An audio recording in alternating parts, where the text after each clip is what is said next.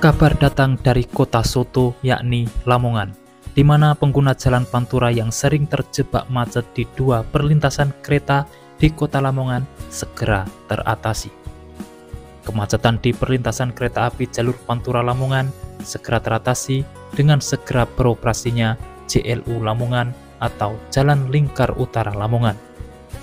Tapi tahun ini, cerita itu akan berubah di mana kemacetan dijamin tidak akan terjadi kembali.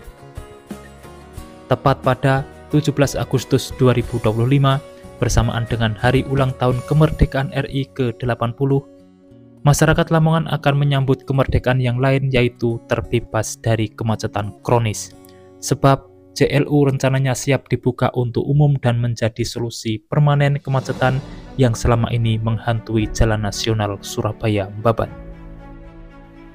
JLU Lamongan dibangun sebagai jalan alternatif nasional sepanjang 7,15 km, membentang dari Desa Rejosari, Kecamatan Deket, hingga Desa Ploso Wahyu, Kecamatan Lamongan. Jalur ini dirancang tidak memotong rel kereta api, sehingga menghindari dua titik rawan macet, yaitu perlintasan kereta api di Jalan Jaksa Agung Suprapto dan Jalan Panglima Sudirman. Kemacetan di kedua titik itu sudah lama menjadi keluhan pengguna jalan nasional. Perlintasan serong dan rusak membuat kendaraan berat harus melambat, bahkan tak jarang menyebabkan sepeda motor terjatuh saat hujan. Kini, Jalan Lingkar Utara hadir sebagai jawabannya. Bupati Lamongan mengungkapkan bahwasanya JLU Lamongan siap dibuka pada tanggal 17 Agustus mendatang. Semoga pengguna jalan merasa lebih nyaman dan aman saat melewati wilayah Lamongan. Proses pembangunan JLU Lamongan sebenarnya sudah cukup lama, melewati beberapa era Bupati Lamongan, khususnya terkait proses pembebasan lahan yang menjadi tanggung jawab Pemkab Lamongan. Setelah tuntas pembebasan lahan, secara fisik proyek JLU tersebut mulai dibangun sejak tahun 2021 saat Bupati Lamongan dijabat Yohronur Effendi. Pengerjaannya bertahap menjadi dua seksi. Seksi 1 dibangun pada tahun 2021-2022 sepanjang 3,2 km, dan seksi 2 dibangun pada 2023 sampai 2025 sepanjang 3,95 km. Anggaran total proyek ini mencapai sekitar 249 miliar, bersumber dari dana alokasi khusus Kementerian PUPR dan APBD Provinsi Jawa Timur.